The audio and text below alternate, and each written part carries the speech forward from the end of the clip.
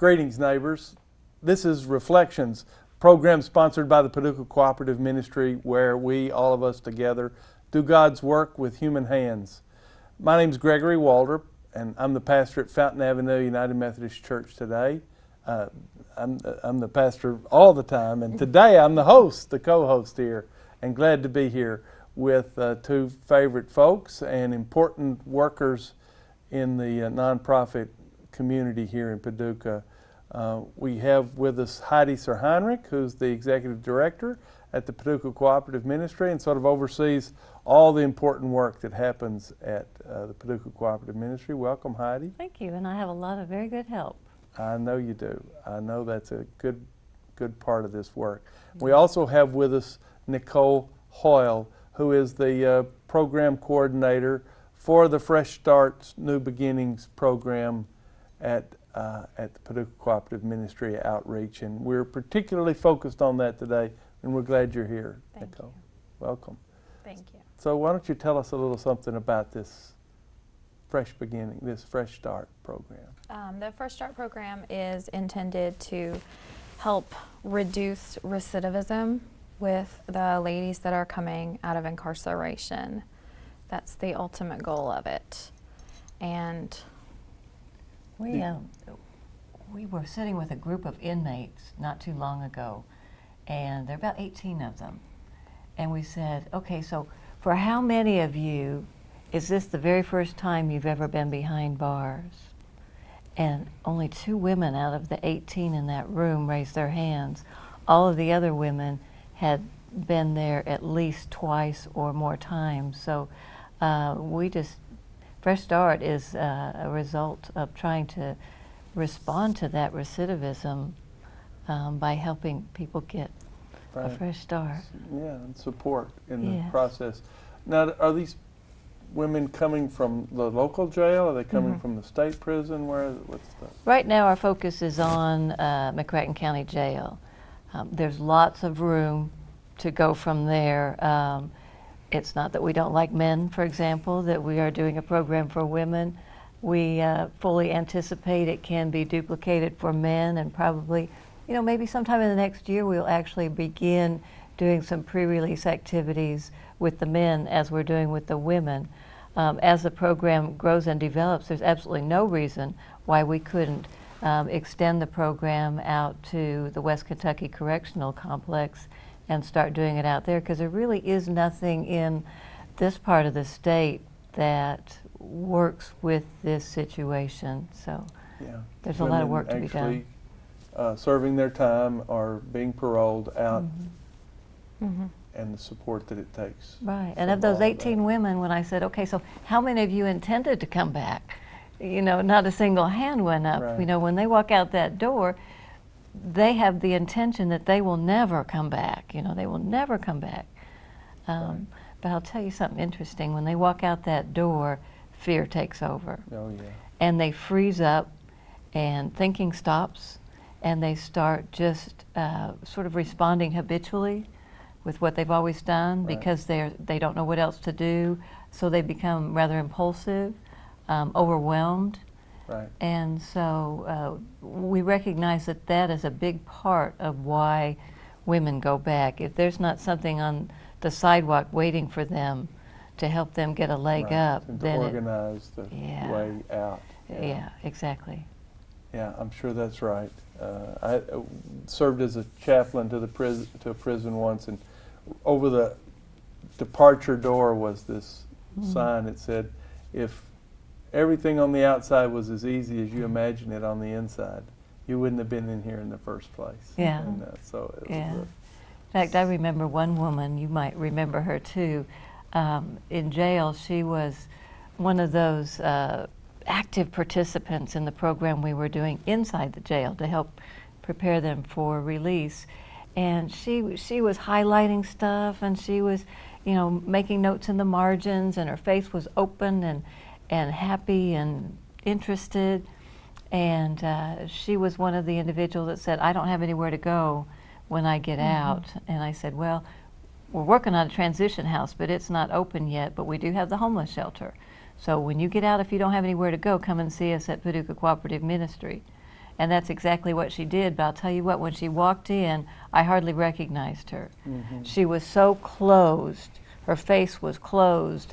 Her body was contracted.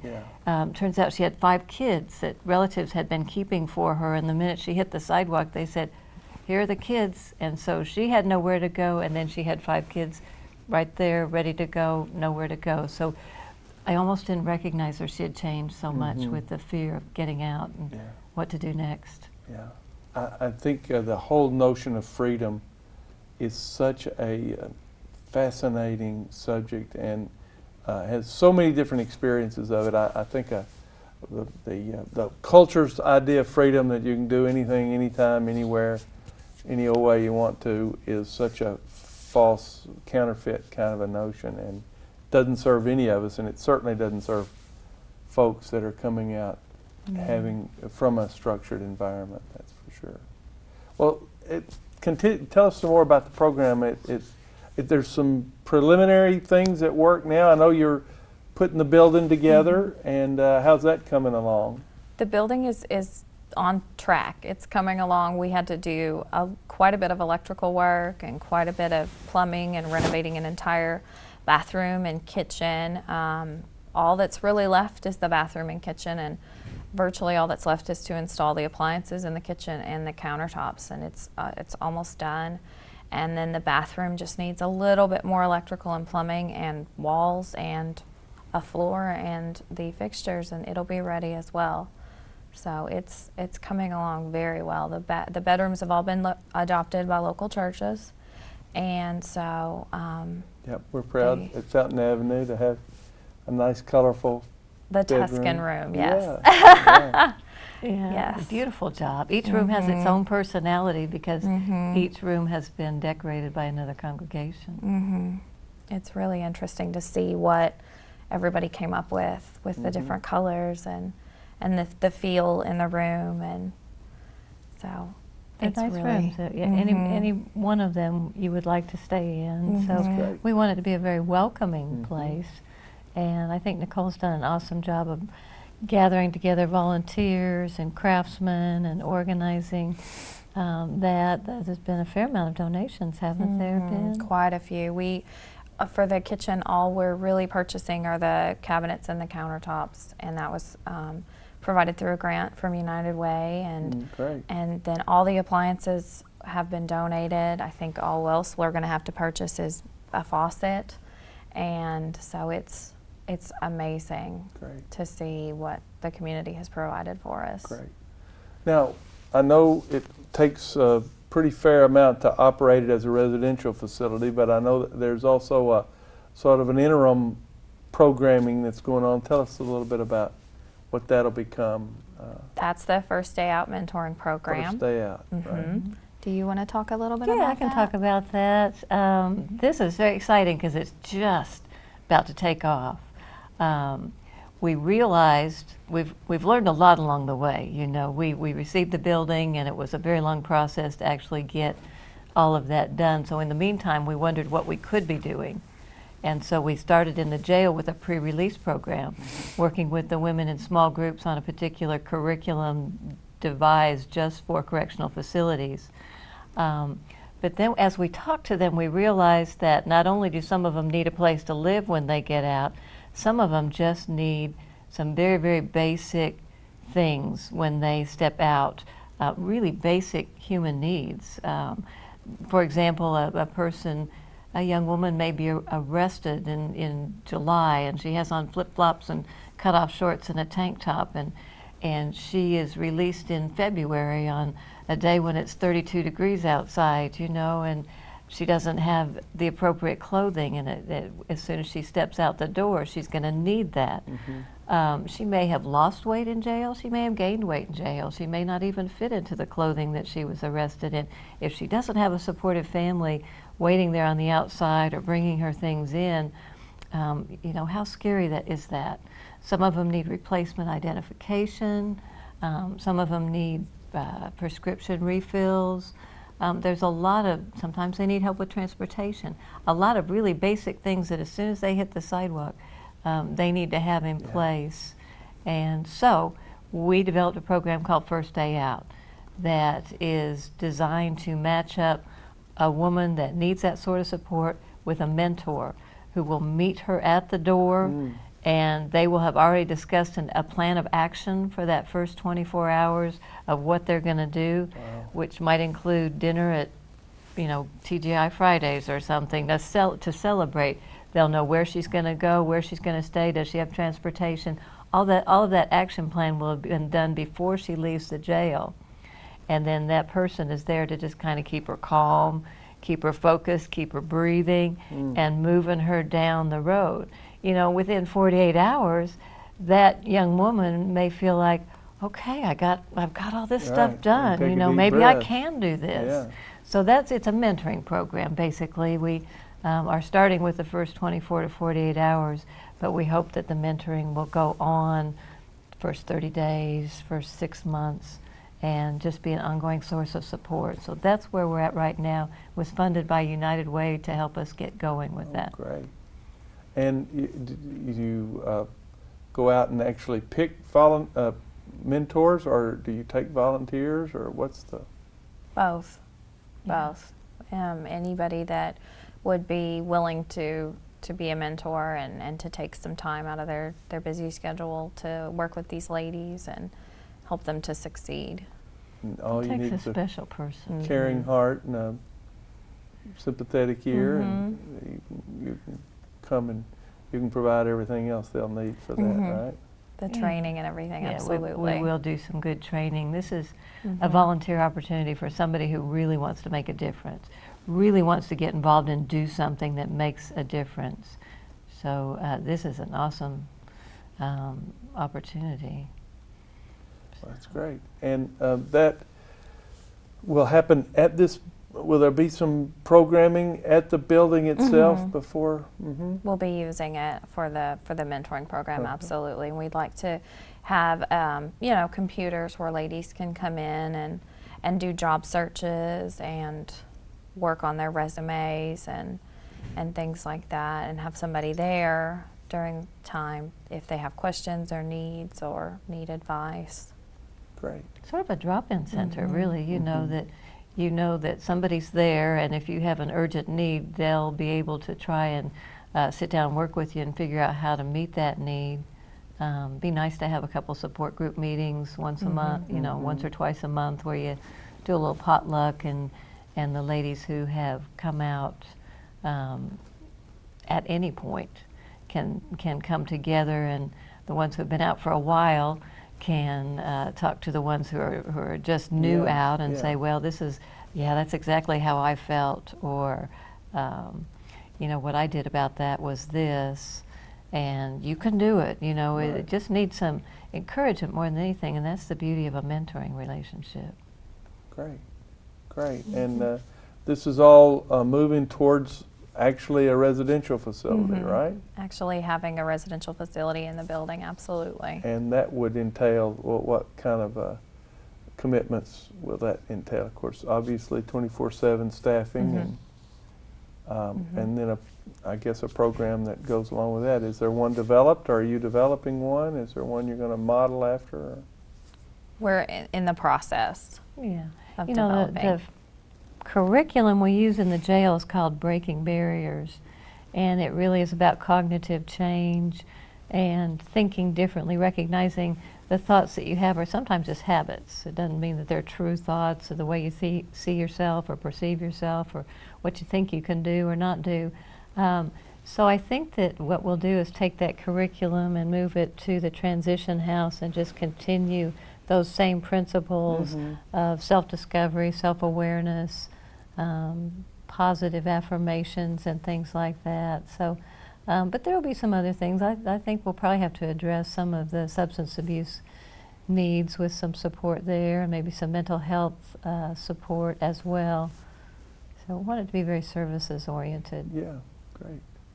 And you all are good at that and practiced at it with your continuum of care with the homeless folks. You've been doing work to break cycles for a long time, and I appreciate that about. Well, there are some similarities, Gregory. You're right. it's the same basic process to get somebody up on their feet, regardless of from which area they're starting from. It's you got to meet the basic needs of food and shelter and clothing and medicine and things like that, but then you've got to meet the more personal need of just helping someone to believe that it's possible, that change is possible, and that they can do things differently, and then you just celebrate every tiny little baby step forward till you have a pretty good little platform to stand on, So it's a two-part thing with the services and then the mentoring, and so we want to get that house in use. And Right. Nicole and crew are, once we get the toilets in there, we can do a lot. But then we can really start having office hours out there and groups out there. So we've got the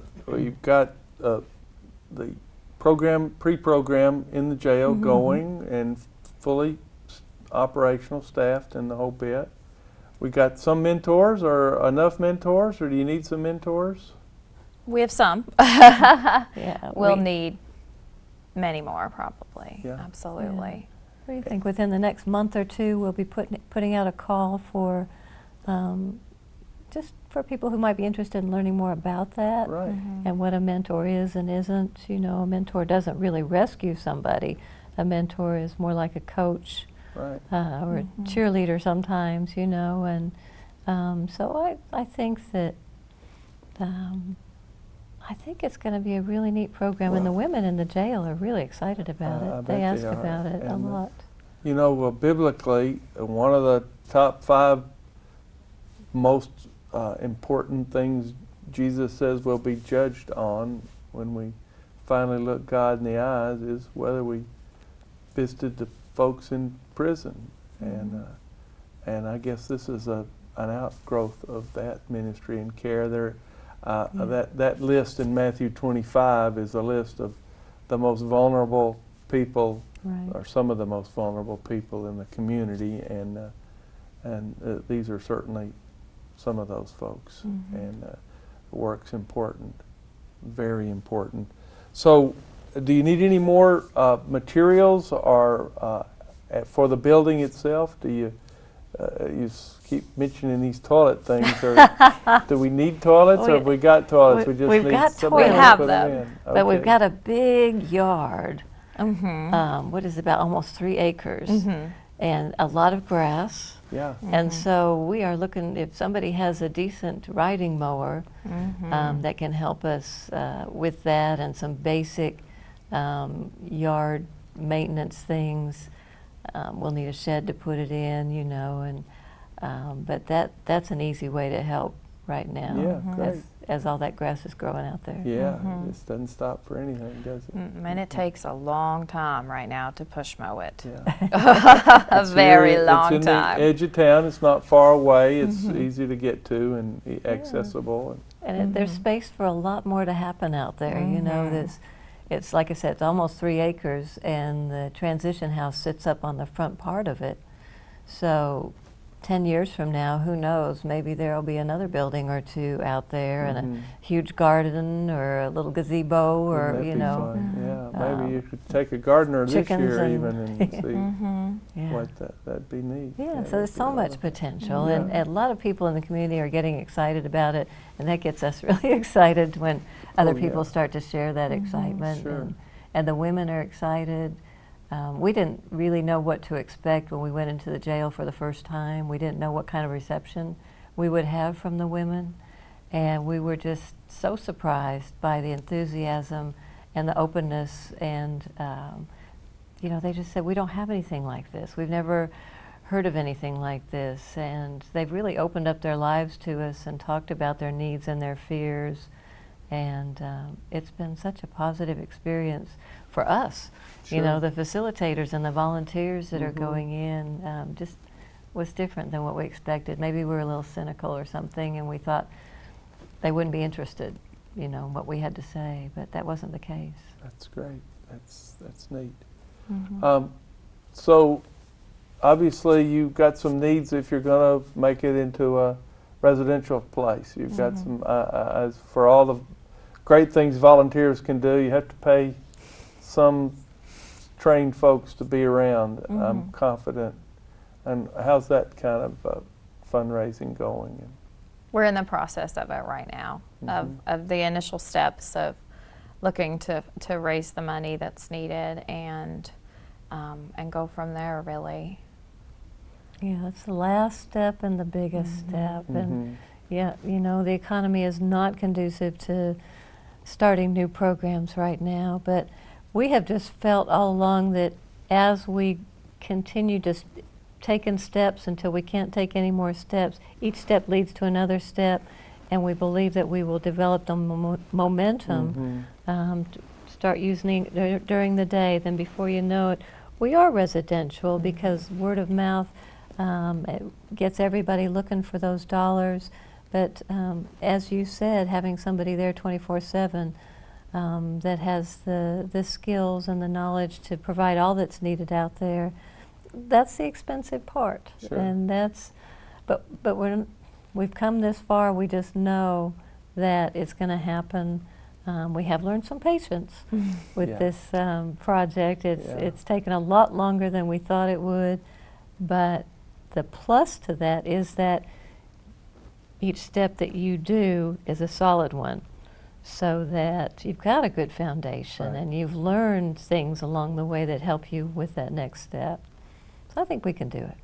I'm excited about it. That's great. That'll be that's important. And again, it all sort of unfolds as you find your footing and you go along. I love that part of the Indiana Jones film, the one where he's with his father and the Holy Grail kind of a deal, and they come to that big chasm between the two cave entrances, and again he's encouraged to step out on this chasm, and sure enough there is perfectly camouflaged in there a bridge way across, and so, but it's only by stepping out and that unfolds, that happens. And that's right.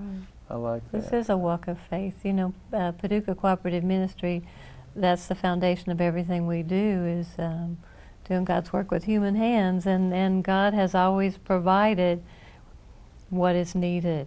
And exactly as the illustration you provided, you don't always see what that next step is going to be, but you just keep taking step by step by step and trusting that you will be led and the right things will happen at the right time. Yeah. Update us just a little bit on the Paducah Cooperative Ministry. How many churches now are part of the cooperative? Last year we had almost 60 congregations that supported us in one form or fashion in 2011, and it reflected every denomination, I think, that's in McCracken County just about.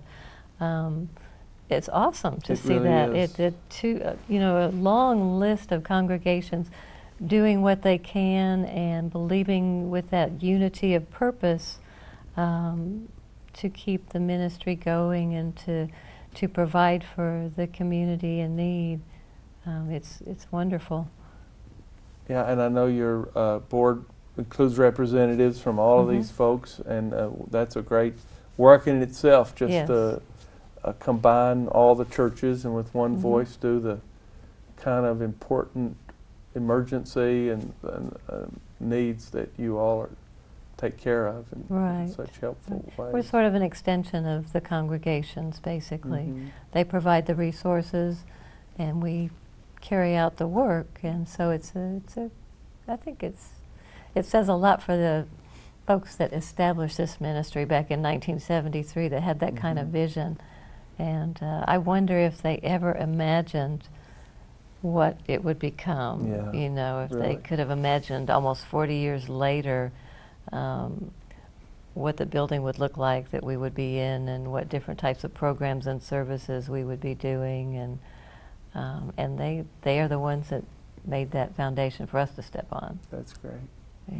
We're coming close to the end of our time, so anything else about the Fresh Start, the new beginnings that we need to know about?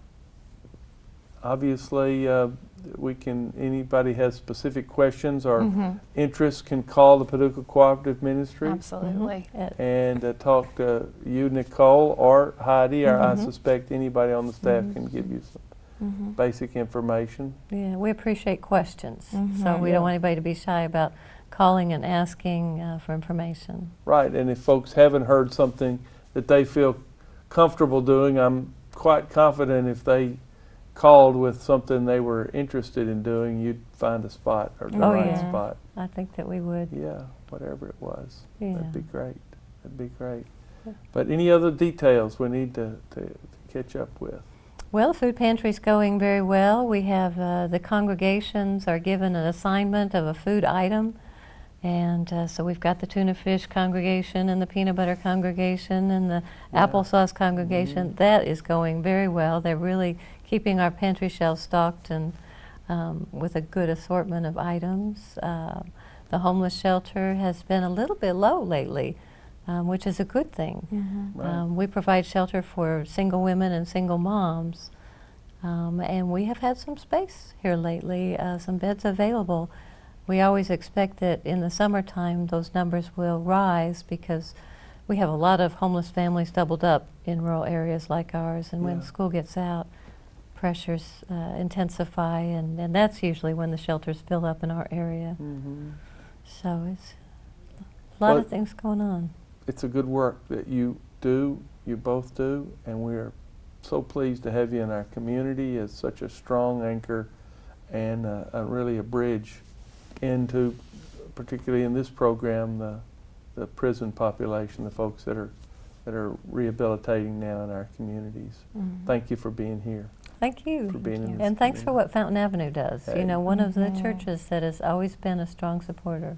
That's great. We're glad to be right there. And we're glad you've been here with us as well, here on the Reflections program, sponsored by the Paducah Cooperative Ministry, where we, all of us together, do God's work with human hands. Until next time, shalom.